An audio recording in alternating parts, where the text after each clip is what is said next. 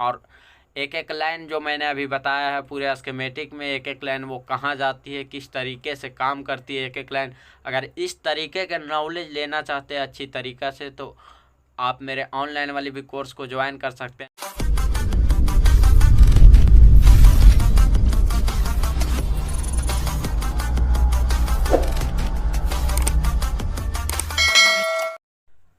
Hi friend, आज हम बात करेंगे PM670 और PM670L के बारे में कि हमारी जो डबल पावर आईसी होती है वो किस तरीके से हमारी काम करती है। और जब आप इसको स्कीमेटिक में देखते हैं तो स्कीमेटिक में थोड़ा सा डिफरेंस होता है, क्योंकि लोग स्कीमेटिक को तो रीड करते हैं लेकिन स्कीमेटिक में जब देखते हैं तो उसमें अकबका जाते हैं कि इसमें बहुत सारे फंक्शन हैं, किस तरीके से इसको रीड करते हैं।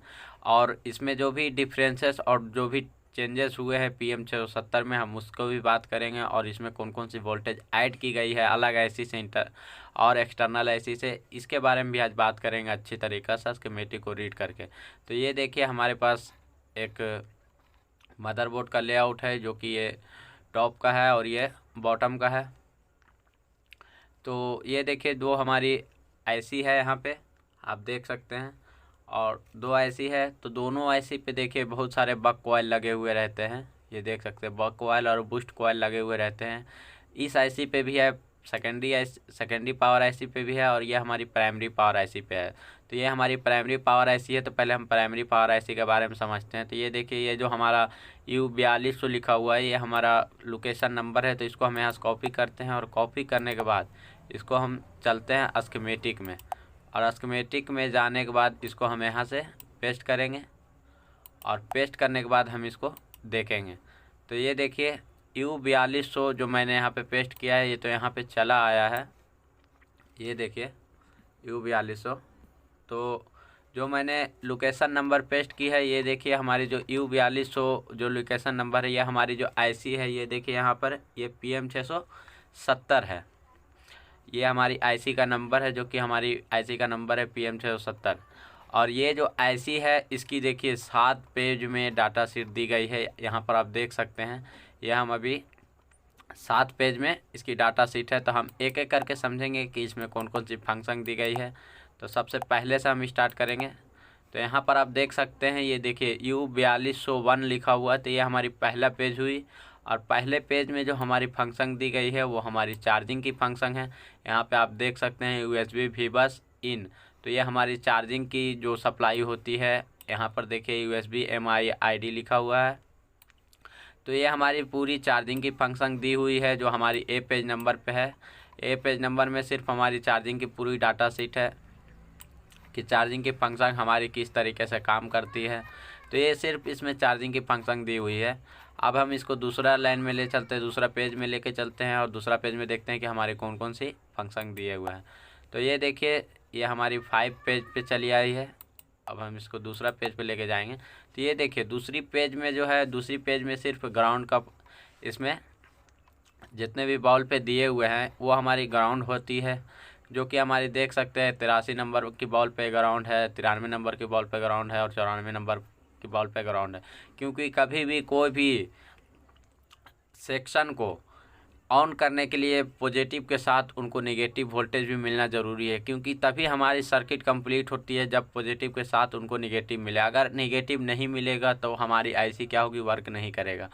क्योंकि पॉजिटिव के साथ जब तक नेगेटिव नहीं मिलेगा तब तक इसकी आउटपुट नहीं होगी, और जैसी हमारी ग्राउंड मिलेगी तब वो क्लोज सर्किट होगी। अगर इसको ग्राउंड नहीं मिलेगा तो हमारी ओपन सर्किट होगी, और हमारी सर्किट क्या होगी, काम नहीं करेगी। तो दूसरी पेज में सिर्फ हमारी ग्राउंड की दी हुई है, चाहे वो CPU से, चाहे वो पावर आईसी से।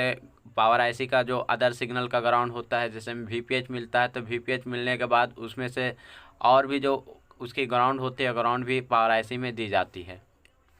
तो उसी चीज़ का ये ग्राउंड है, और सारे आईसी का जितने भी ग्राउंड होते हैं ये सारे दिए हुए हैं। इसमें देख सकते हैं ग्राउंड चार्जिंग की ग्राउंड है ये, और बाकी जितने भी अदर सेक्शन है ये उसकी ग्राउंड है। तो अब हम इसको ले चलते हैं तीसरी पेज पे। तो तीसरे पेज में हम देखते हैं कि तीसरे पेज में कौन कौन सी फंक्शन हमारी दी गई है। तो ये देखिए तीसरी पेज में जब हम यहाँ आते हैं तो ये देख सकते हैं आप इसकी, जो कि हमारी PWM की इसमें सप्लाई दी जाती है। APT जो है हमारी APT IC, ये हमारी इसी IC में दी गई है, और APT IC जो हमारी दी गई है वो हमारी PWM की सप्लाई इसमें दी जाती है, जो कि हमारी मेन पावर ऐसी है जो PM 670 है उसमें हमारी दी जाती है, और देने के बाद यहाँ से फिर आउटपुट ले लिया जाता है। तो ये हमारे 3 नंबर की पेज पे हमारी यही सिर्फ इसमें सप्लाई दी गई है और कुछ नहीं दी गई है। तो अब हम चलते हैं इसकी 4 नंबर वाली पेज पे। तो 4 नंबर वाली पेज पे जब हम आएंगे तो 4 नंबर वाली पेज पे देखिए हमारी क्रिस्टल की सप्लाई होती है, और देखिए हमारी कीपैड पावर ऑन की सप्लाई होती है, और देखिए पावर ऑन आउट होता है जो हमारी डबल पावर ऐसी जो हमारी दूसरी पावर ऐसी होती है उसको चलाने के लिए ये सिग्नल दिया जाता है, तब ये समझती है कि ऐसी हमारी सही है। और फिर देखिए पावर ऑन रीसेट ये हमारे CPU को दिया जाता है, और CPU से एक वोल्टेज आता है वो हमारी पावर ऑन रीसेट के नाम से होती है। और देखिए यहाँ पर रेजिन इन लिखा हुआ है, तो इसका मतलब ये है कि जो हमारी वॉल्यूम की के होती है, वॉल्यूम की प्लस और माइनस इसी में दी गई है, प्लस या माइनस दोनों में से एक वोल्टेज इसमें दी गई। और फिर देखिए हमारी बहुत सारी फंक्शन इसमें दी गई है, जो CPU से डाटा और क्लॉक की कनेक्शन है वो भी इसमें दी गई है, और RF का क्लॉक भी इसी में दी गई है, और हमारी जो बेस बैंड का जो क्लॉक होता है वो भी हमारी इसी में दी गई है। और हम देखते हैं तो ये हमारी 100 की वोल्टेज है, और इस साइड अगर हम देखें तो इधर देखिए आप MMC की वोल्टेज दी गई है, जो कि एक थर्मल लाइन है। क्योंकि देखिए पहले की फ़ोन में बहुत सारे फ़ोन में क्या होता था कि डायरेक्ट यूज कर ली जाती थी, लेकिन अभी के फ़ोन में आपको ग्राफिक में भी थर्मल लाइन देखने को मिल जाएगा, क्योंकि अगर ज़्यादा हीटिंग हो तो फ़ोन को आपको बता सके, ताकि वो सेपरेट के लिए लगाया जाता है, ताकि फ़ोन उन ब्लास्ट ना हो उससे पहले आपको एक प्रॉब्लम स्क्रीन पे शो कर दे कि हाँ इसमें ज़्यादा हीटिंग हो रहा है। तो ये देखिए हमारी PA थर्मल है, और ये हमारी जो मेन थर्मल होती है वो है, और ये देख सकते हैं PM 670 DI टेम्परेचर लिखा हुआ है। तो ये जब सारी लाइन है ये हमारी थर्मल की है, और सारी लाइन थर्मल की है। ये देखिए हमारी CPU में भी थर्मल दी जाती है, ताकि CPU ज़्यादा हीटिंग होने पे वो एरर शो कर पाए डिस्प्ले पे। तो बाकी तो ये हमारी 100 की जो वोल्टेज होती है यहाँ पे दी जाती है, और ये रेफरेंस वोल्टेज है, और बाकी ये स्लीप क्लॉक की वोल्टेज है। और ये देखिए सबसे मेन वोल्टेज है जो हमारी, और ये जो वोल्टेज है हमारी देखिए V reference MSM HV pad के नाम से है, ये हमारी CPU से रेफरेंस लेती है। और ये देखिए हमारी जो सबसे मेन लाइन है पावर IC की वो VREG BOB है, जो कि ये वोल्टेज हमारी पावर IC में भी जाती है, और ये हमारी सेकेंडरी पावर IC में भी जाती है, ताकि और ये बहुत सारे सेक्शन में जाते हैं, जैसे में कैमरा सेक्शन हो गया, और भी जितने सेक्शन हैं जो कि 3.0 से लेकर के 4.2 वोल्टेज की जो सप्लाई होती है, जहाँ जहाँ इसकी ज़रूरत और रिक्वायरमेंट होती है इसको दी जाती है, बाकी इसकी LDO को ऑन करने के लिए। और आप देख सकते हैं यहाँ पर इसकी 139 नंबर के पिन पे IO की लाइन है, और VPH पावर N भी इसको दिया जाता है, ताकि ये ऐसी एक्टिव हो सके। तो बाकी सारी जो है सप्लाई इसमें दी जाती है। और देखिए यहाँ तो हमारी हो गई 4 नंबर की पेज पे। अब हम चलते हैं इसके 5 नंबर की पेज पे। तो 5 नंबर में देखते हैं हमारा क्या क्या है। तो 5 नंबर की पेज में जब हम जाएंगे तो 5 नंबर की पेज में देखिए हमारी जो CPU से इनेबल आ रही है उसकी है। बाकी जो भी CPU की सप्लाई होती है GPIO, और कुछ हमारे सेकेंडरी पावर IC से भी सप्लाई दी जाती है।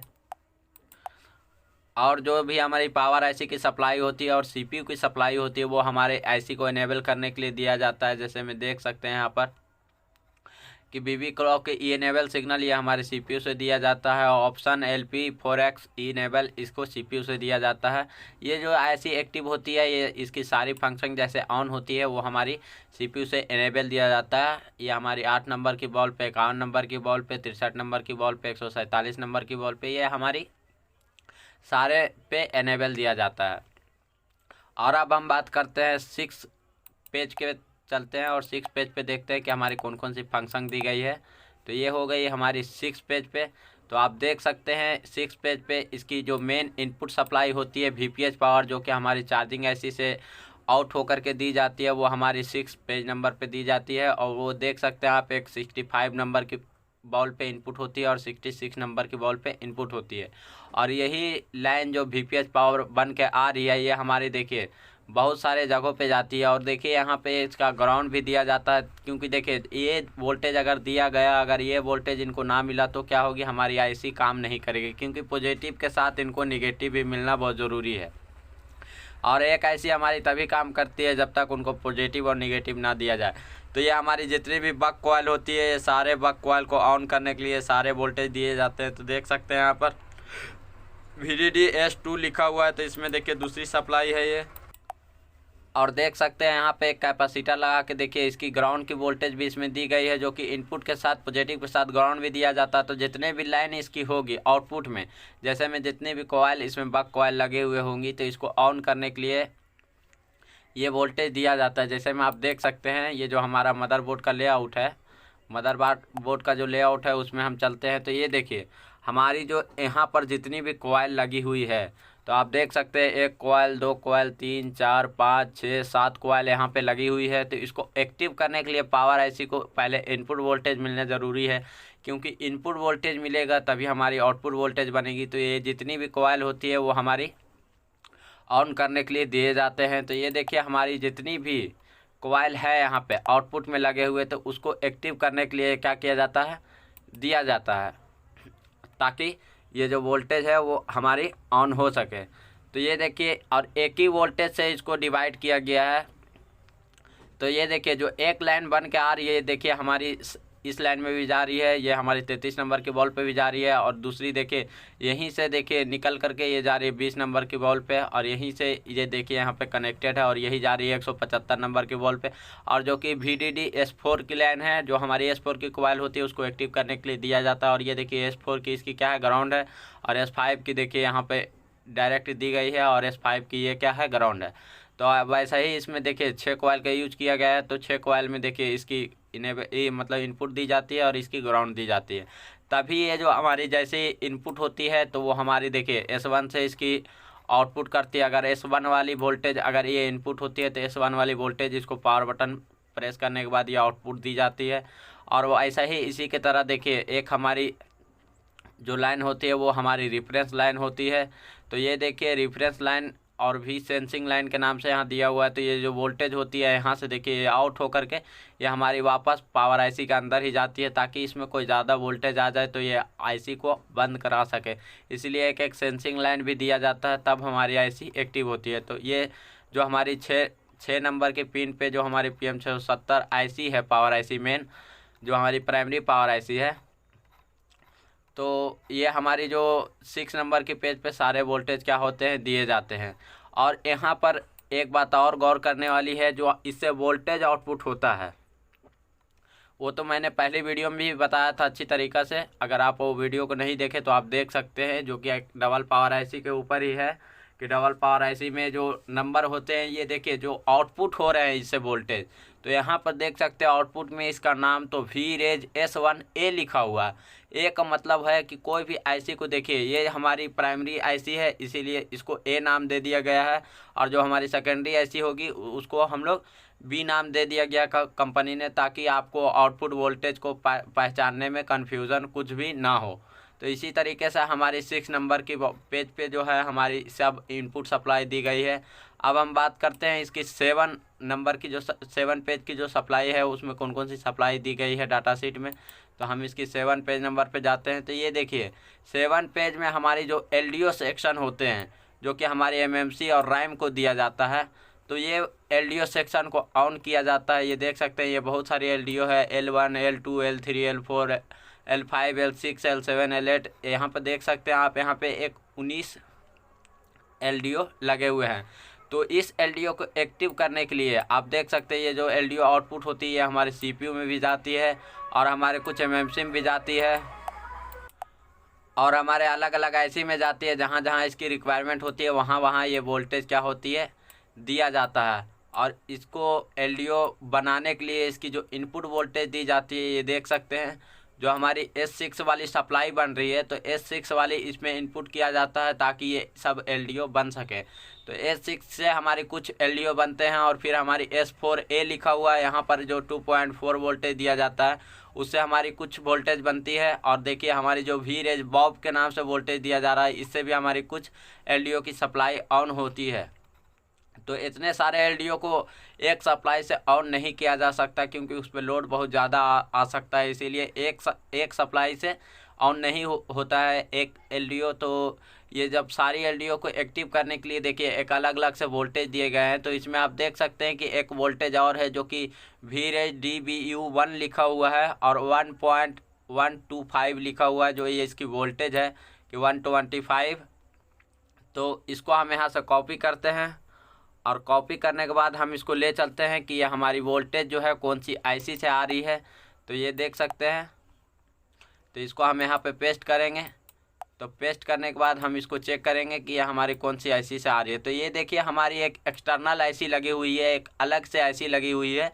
तो इनको भी देखिए ऑन एक्टिव होने के लिए एक VPH पावर दिया जाता है और CPU से इनको ग्राउंड सिग्नल और I2C आईसी है जो कि हमारी प्रोटोकॉल वाली आईसी है, जो प्रोटोकॉल इन आईसी को चेक किया जाता है और चेक करने के बाद इससे वोल्टेज यहाँ से क्या होती है आउटपुट होके एलडीओ को एक्टिव करने के लिए दिया जाता है। और ये देखिए हमारी स्विचिंग होती है यहाँ पर, ये जो हमारी कॉइल लगी हुई है वहाँ पे ये स्विचिंग होती है और ये हमारा ग्राउंड है, यहाँ से वोल्टेज आउट होता है। और ये हमारी CPU की सारी सिग्नल है ताकि CPU आईसी को चेक कर सके अच्छी तरीके से। तो इस तरीके से हमारी क्या होती है आईसी काम करती है।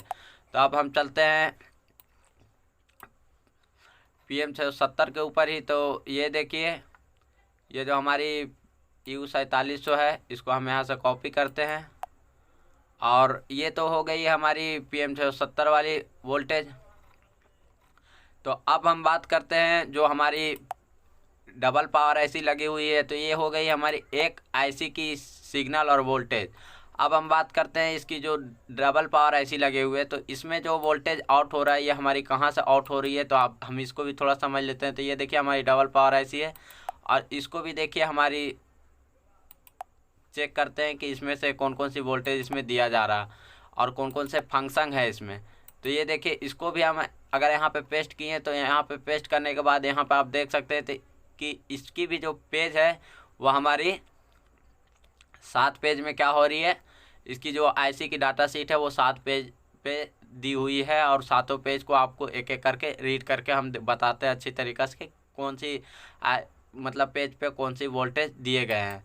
तो हम सबसे पहले चलते हैं इसकी 1 नंबर वाली पेज पे। तो ये देखिए 1 नंबर वाली जो पेज है तो वो हमने देख सकते हैं आप यहाँ पे इसके वोल्टेज इनपुट किया जाता है और इनपुट करने के बाद यहाँ पे आप देख सकते हैं VDD-BOB1 लिखा हुआ है।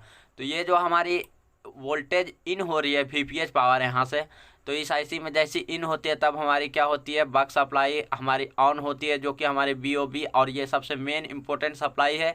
और ये आउट होने के बाद आप देख सकते हैं कि ये आईसी को आउट होने के बाद इसी आईसी में क्या हो रही है इन हो रही है और इसी के देखिए आप 20 नंबर और 42 नंबर के बॉल से आउटपुट हो रही है, जो कि VREG बॉब के नाम से। और ये बहुत सारी आईसी में क्या होती है हमारी जाती है और जाने के बाद उस आईसी को इनेबल भी करता है। तो अलग अलग सी आईसी जिसको भी BOB की रिक्वायरमेंट रहेगी उस पर वोल्टेज वो क्या होगा दिया जाएगा। और इसमें देखिए आप फ्लश की सेक्शन दी हुई है और हमारे फ्लश जो हम जलाते हैं फ्लश लाइट उसकी भी सेक्शन दी हुई है। और आप देख सकते हैं यहाँ पे कि यहाँ VDD RGB दिया हुआ। RGB का मतलब होता है रेड ग्रीन ब्लू। तो हमारी जो लाइट लगी हुई होती है वो उसके लिए हमारी दिया हुआ है, अगर ब्लू लाइट जलेगी तो यहाँ देख सकते हैं RGB blue, RGB green, RGB red. तो ये हमारे अलग अलग लाइट के लिए सेक्शन दिए हुए हैं 1 नंबर की पेज पे। और इस आईसी को भी देख सकते हैं जो कि हमारी PM670L है।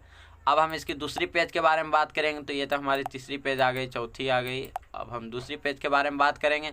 तो दूसरी पेज में हमारी देख सकते हैं आप, तो ये हमारी स्पीकर की कोडेक की जो इनपुट आउटपुट होती है उसकी सप्लाई है ये सारी।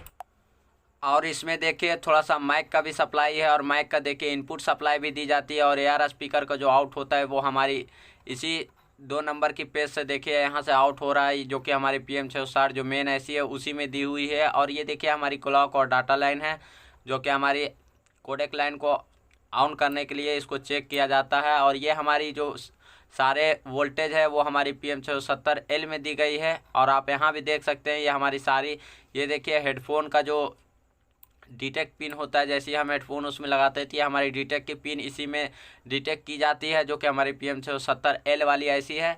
और ये हमारे हेडफोन का जो जब हम कोई भी सॉन्ग उसमें प्ले करते हैं तो वो हमारी बजती है। तो ये हमारी ये दोनों पिन हमारी उसी के लिए यूज की जाती है, ये दोनों पे। और ये देखिए हमारा पे वोल्टेज यहाँ पे बूस्ट किया जाता है ताकि स्पीकर ऐसी को ऑन कर सके। और ये स्पीकर की इनपुट वोल्टेज है। और ये ऑडियो की यहाँ भी इनपुट वोल्टेज दी जाती है, जो कि हमारी वीरेज L13A जो हमारी फ्रंट वाली आईसी है, जो L13A का मतलब होता है जो हमारी प्राइमरी आईसी है, जो जिसको मैंने बताया अभी कि PM670, तो वो आईसी से इसमें इनपुट की जाती है। और दोनों आईसी का कम्युनिकेशन साथ में होता है और दोनों आईसी मिल के काम करते हैं। अगर दोनों में से एक आईसी भी ख़राब हो जाएगी तो हमारी क्या होगी, काम नहीं चलेगी, क्योंकि काम करने के लिए दोनों आईसी को एक्टिव होना बहुत ज़रूरी है। अब हम जाते हैं इसकी तीसरी पेज में कि तीसरी पेज में हमारी क्या दिए हुए हैं। तो ये देख सकते हैं, ये 6 पेज वाली पे आ गई, 5, ये 7, ये 1 और ये 3। तो 3 में भी देखिए हमारा बहुत सारे वोल्टेज है, जो कि हमारे पावर ऑन के नाम से जो वोल्टेज ऑन हो रहा था उसमें, ये देख सकते हैं इसमें इनपुट होता है। और इनपुट होने के बाद ये जो सारी सप्लाई है तो हमारी ऑन होती है। और इसमें देखिए वोल्टेज VPH का भी दिया जाता है ताकि इसकी सारी सप्लाई ऑन हो सके और सारी सप्लाई इसको एक्टिव हो सके। और सारी जो लाइन होती है हर सेक्शन में उसको दिया जाता है। तो इस तरीके से हमारी ये क्या होती है, पावर ऐसी काम करती है, उसमें एक एक लाइन को इनपुट दी जाती है। और देखते हैं हम इसकी चौथी पेज में। तो चौथी पेज में हमारी क्या क्या दी हुई है। तो चौथी पेज में हमारी क्या है, ग्राउंड दिए हुए हैं, क्योंकि जितना भी इसकी इनपुट होती है उसकी ग्राउंड की जो लाइन होती है वो इसी में इनपुट की जाती है, जो कि देख सकते हैं 82 नंबर की बॉल पे और 84 नंबर की बॉल पर, 85 और 95 नंबर की बॉल पे इस पर इन की जाती है। ताकि अगर वोल्टेज को अगर इन कर रहे हैं पॉजिटिव वोल्टेज को, तो इनको तो निगेटिव भी चाहिए, तो निगेटिव यहाँ पे क्या होती है, इन की जाती है। तो अब हम बात करते हैं इसकी 5 नंबर की पेज पे जाके देखते हैं कि 5 नंबर पेज पे कौन कौन सा वोल्टेज दिया हुआ है। तो अब हम देखते हैं इसकी जो 5 नंबर की पेज है, इसमें देखिए इसमें भी हमारी मेन सप्लाई जो इनपुट होती है, जो हमारी VDD-S1 और ग्राउंड S1 जो दोनों दिया हुआ है, ये हमारी देखिए इसमें भी हमारी मेन सप्लाई क्या होती है, VPH पावर इनपुट होती है। तब हमारी बक कोयल जितनी भी कोयल इसमें भी लगे हुए हैं। अब मैं दिखाता हूँ थोड़ा सा मदरबोर्ड के लेआउट में। तो देखिए ये हमारी तो हो गई थी यहाँ पे प्राइमरी आईसी, और ये जो हमारी है यहाँ पे सेकेंडरी आईसी। तो देखिए इसमें भी बहुत सारे कोयल लगे हुए हैं, 1 2 3 4 5 6। तो ये सारी कोयल को एक्टिव करने के लिए इस आईसी में भी इनपुट दिया जाता है VPH लाइन, ताकि ये आईसी भी इनपुट मिलने के बाद ये आउटपुट कर सके, इन सारी कोयल को ऑन कर सके। तो ये जैसे ही इनको मिलता है ये सारी कोयल हमारी क्या होती है, ऑन होती है। तो इसीलिए ये वोल्टेज को, सारे वोल्टेज को दिया जाता है। और ये एक ही वोल्टेज है, हमारी जो VPH वोल्टेज है ये हमारी एक ही वोल्टेज है, और एक ही वोल्टेज को डिवाइड करके अलग अलग जगहों पे दिया गया है। तो आप देख सकते हैं इस तरीक़े से VDD-S1, और यहाँ पे देख सकते हैं इसके ग्राउंड S1 लिखा हुआ है, क्योंकि देखिए वोल्टेज के साथ इसको ग्राउंड भी मिलना बहुत ज़रूरी है। तो ये देखिए हमारी VDD-S2, VDD-S3 और देखिए हमारी VDD-S4 और VDD-S5। तो इसमें देखिए 5 कोयल है, तो इसमें 5 इनपुट दी गई है। और जैसे ही ये इनपुट होता है तो ये देखिए हमारी आउटपुट होती है यहाँ से। तो आप देख सकते हैं यहाँ से जो हमारी आउटपुट होती है, तो वो देख सकते हैं आप यहाँ पे देखिए। तो VSW-S1, तो S1 से जो वोल्टेज आउटपुट हो रही है, तो अगर इसकी आप आउटपुट वोल्टेज जो हो रही है उसका नाम देख सकते हैं आप स्कीमेटिक में कि VREG-S1 भी लिखा हुआ है, क्योंकि ये सेकेंडरी पावर ऐसी है। क्योंकि इससे पहली वाली जो हमारी पावर ऐसी थी उसमें A लिखा हुआ, तो A का मतलब है कि A सीरीज़ वाली आईसी से ये आउटपुट हो रही थी, और यह हमारी B सीरीज़ वाली आईसी से आउटपुट हो रही। तो इसी तरीक़ा से देखिए हमारी सब सेंसिंग लाइन भी दी जाती है, और इसी तरीक़ा से हमारी सारी सप्लाई को क्या किया जाता है, ऑन किया जाता है। और ऑन करने के बाद हमारी सारी MMC को और रैम को और CPU को वोल्टेज, एक एक वोल्टेज उनको दिया जाता है, ताकि उन आईसी को एक्टिव करवा सके। और अब हम इसके बात करते हैं 6 नंबर की पेज पे। तो 6 नंबर पे जाकर देखते हैं कि 6 नंबर पे इसकी कौन कौन सी वोल्टेज दी जाती है। तो 6 नंबर पे देखिए इनकी जो LDO की वोल्टेज है वो ऑन की जाती है। तो देख सकते हैं पहली जो इनको जो VREG बॉब के नाम से वोल्टेज बन रही थी, जो कि हमारी वोल्टेज बन रही थी, बनने के बाद इस आईसी को दिया जाता है ताकि ये आईसी एक्टिव हो सके। और एक्टिव होने के बाद ये देखिए इसमें अगर 25 नंबर के बॉल पे इनपुट होता है और इनपुट होने के बाद ये हमारी L2 को ऑन करती है, तो ये देख सकते हैं वीरेज L2 को ये क्या कर रही है, ऑन कर रही है। अगर ये यहाँ पे इनपुट नहीं मिलेगा इनको तब तक ये L2 हमारी ऑन नहीं होगी, जो कि इसकी LDO की सप्लाई है। और ये देख सकते हैं और भी इसी में डिवाइड करके वोल्टेज दिया गया है, जो कि 112 नंबर की बॉल पे, 142 नंबर की बॉल पे और 62 नंबर की बॉल पे। तो ये VDD L3 L5 L7 L8 तक यहाँ जो इनपुट दी गई है, अगर यहाँ पे अगर ये लाइन इसको इनपुट ना मिला तो क्या होगी हमारी कि VDD L3 5 7 8, तो VDD L3 5 7 और 8 ये चारों कॉइल क्या होगी इसकी ऑन नहीं होगी, और ऑन नहीं होगी तो हमारी सेट में काम नहीं करेगा। और देखिए हमारी जो वीरेज DBU1 जो लिखा हुआ है और 1.1 वोल्टेज जो यहाँ पर दी जा रही है, तो ये हमारी अलग IC से दी जा रही है। तो हम इसको भी थोड़ा सा कॉपी करके आपको दिखा देते हैं अच्छी तरीक़े से कि ये हमारी जो IC है वो किस तरीके से। कॉपी करने के बाद इसको जब हम इसको पेस्ट करते हैं तो देख सकते हैं ये एक्सटर्नल IC से हमारी वोल्टेज दी जाती है, ताकि इस IC को भी आप अच्छी तरीक़े से देख लें। तो ये जो हमारी इनपुट हो रही है, तो इनपुट होने के बाद ये देख सकते हैं ये हमारी एक्सटर्नल IC से दी जा रही थी, और एक्सटर्नल IC से हमारी 2 वोल्टेज आउटपुट हो रहे थे, एक यहाँ से और एक यहाँ से, और दोनों IC पे दी जा रही थी, जो कि हमारी PM670 है जो हमारी प्राइमरी पावर IC है, और PM670L है जो कि सेकेंडरी पावर IC है। दोनों पावर IC पे ये वोल्टेज दी जा रही थी। अगर ये वोल्टेज इनको ना मिला ये मेन पावर IC को, तो क्या होगी हमारी, अगर ये वोल्टेज इनको ना मिला तो ये हमारी L1 L9 L10 ये तीनों वोल्टेज क्या होगी इसकी ऑन नहीं होगी। तो L10 L9 और L1 जो है यहाँ पर कॉइल, ये L1 की जो यहाँ वीरेज सप्लाई है LDO की, ये हमारी ऑन नहीं होगी, और ऑन नहीं होने के कारण हमारी फ़ोन ऑन नहीं होगी। तो ये तो हो गई इसकी 6 नंबर की पेज की बात। अब हम इसको ले चलते हैं 7 नंबर पे। तो 7 पेज पे ले चलते हैं, और 7 पेज में थोड़ा सा डिफरेंस है, और इसी में लोग अकबका जाते हैं कि इसमें रीड कैसे करना है। तो ये देखिए 7 पेज में हमारी कौन कौन सी वोल्टेज दी गई है। तो सबसे पहले हम बात करते हैं, तो 7 पेज में जो है हमारी लाइट सेक्शन और ग्राफिक सेक्शन दिए गए हैं। और आप यहाँ भी देख सकते हैं कि ये जो लाइट सेक्शन जो इनपुट दिया गया है, जो VPH पावर, ये VDTW LED के नाम से दिया गया है, जो कि 108 नंबर की पिन पे दिया गया है, और ये इसकी ग्राउंड है। और देखिए ये हमारी माइनस की जो आउटपुट लाइन होती है, जो हमारे डिस्प्ले में जो LED लगे हुए होते हैं, उसको आउटपुट लाइन में ये दिया गया है, और ये इनपुट लाइन में भी दिया गया है, ताकि इसकी वोल्टेज को ऑपरेट कर सके। तो जब तक इनको इनपुट नहीं मिलेगा तब तक तो इसकी आउटपुट नहीं निकलेगी। तो 108 नंबर की बॉल पे इसकी इनपुट दिया जाता है, ताकि इसकी जो लाइट सेक्शन हो वो उसको बूस्ट वोल्टेज बनाने के लिए दिया जाता है। और इसकी जो 5 वोल्टेज प्लस और 5 वोल्टेज जो माइनस बनाई जाती है, वो यहीं पे वोल्टेज इनपुट दिया जाता है, जो कि 11 और 21 नंबर की बॉल पे दिया गया है। तो इनपुट तो इसको दिया गया है। और अगर आप स्कीमेटिक में इस साइड देखें 7 नंबर की पेज पे, तो 121 नंबर की पेज पे इस पे कोई आउटपुट नहीं है। इसमें ये लाइन इससे आगे क्या हो रही है, नहीं जा रही है। और अगर आप यहाँ पे भी देखें तो 130 नंबर से भी आगे ये लाइट नहीं जा रही है। लाइन जो है एक एक आगे नहीं जा रही है। ये देख सकते हैं ये सिंक लाइन है, जो कि हमारी माइनस की लाइन होती है, कैथोड की लाइन होती है, ये भी हमारी आगे नहीं जा रही है। ये तीनों लाइन हमारी क्या हो रही है, यहीं पे ब्रेक हो जा रही है।